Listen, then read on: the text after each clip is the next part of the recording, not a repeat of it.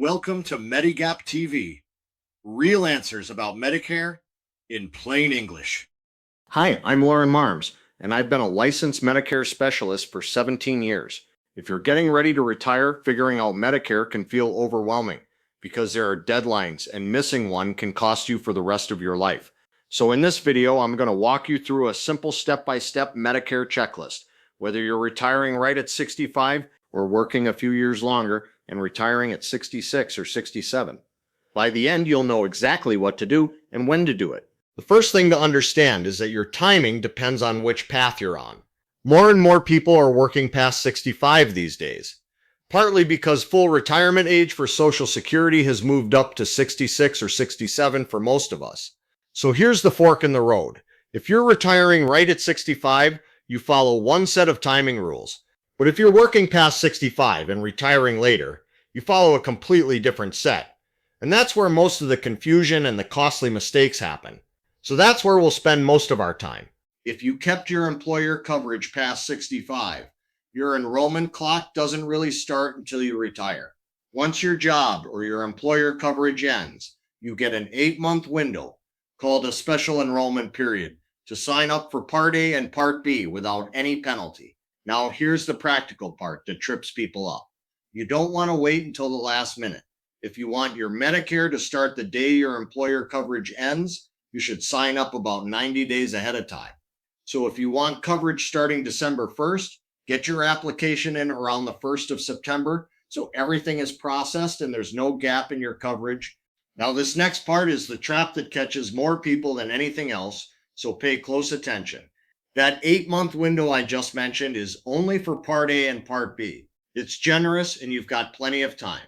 But if you want a Medicare Advantage plan or a prescription drug plan, you only get 2 months after your coverage ends to sign up. Miss that shorter window, and you could be stuck waiting, and you could end up with a late penalty on your drug coverage. So the lesson here is simple. Don't treat all of these deadlines as if they're the same, because they are not. Here's another one that surprises people, and it can cost them for the rest of their life. A lot of folks figure they'll just take COBRA when they leave their job and deal with Medicare later. But COBRA does not protect you from the Part B late penalty, and neither does retiree coverage. Only active employer coverage, where you or your spouse are still working, counts for that. And here's the kicker. Your 8-month clock starts ticking the day your job ends, not the day your COBRA runs out. So if you lean on COBRA too long, that penalty can follow you for as long as you have Medicare. If you've been putting money into a health savings account, this one's important. You'll want to stop contributing to that account about 6 months before you retire or before you apply for Social Security. That's because when you enroll in Medicare, your Part A coverage can actually backdate up to 6 months. And if you're still making contributions during that time, you could get hit with a tax penalty you never saw coming. So plan ahead and stop those contributions in time. And real quick, if you're finding this helpful, hit the like button and subscribe so you never miss a video. Now here's something I get asked about all the time. People think they have to tell Medicare which kind of plan they're going on before they can sign up, like they need to have it all figured out first.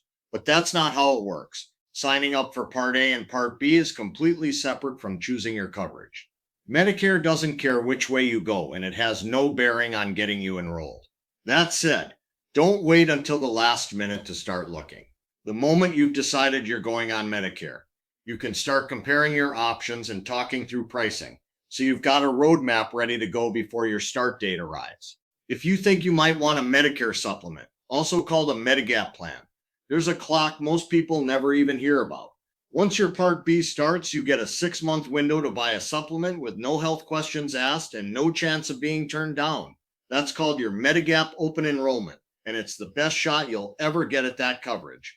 Miss that window, and in most states, the insurance company can ask about your health, charge you more, or even turn you down completely. So if a supplement is on your radar, the timing really matters. Don't forget about your prescriptions. If you go with Original Medicare, it doesn't include any prescription drug coverage on its own. So you'll want to add a separate prescription drug plan, and you'll want to do it inside your enrollment window so you stay penalty-free. Even if you're not taking many medications right now, Having that drug coverage in place protects you from a penalty down the road. So let's bring it all together. Retiring is exciting, but your Medicare timeline really depends on your own situation. Whether you're still working, whether your spouse is still working, whether you're thinking about COBRA or retiree coverage, all of that changes your exact dates. And as we've seen, one missed deadline can cost you for life. That's why it pays to map out your personal timeline early, well before any deadline is staring you in the face. If you would like some help putting together your own Medicare roadmap, that's exactly what we do. You can call or text us at 920-545-4884, and we'll walk through your situation and map out your dates together. Or if you would rather book a time, the link is in the description below. There's no pressure and no cost, just straight answers. Thank you, and we'll see you in the next video.